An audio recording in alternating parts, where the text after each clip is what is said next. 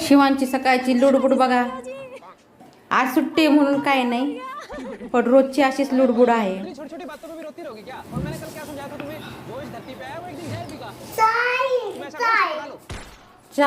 चहा केला का? अजून आरती करायची गणपतीला मोदक करून.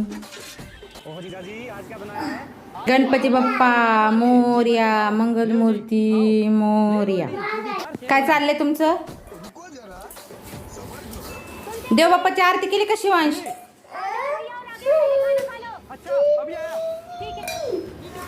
काय शोधतोय? सामान आणायला चालला शिवांश इकडं.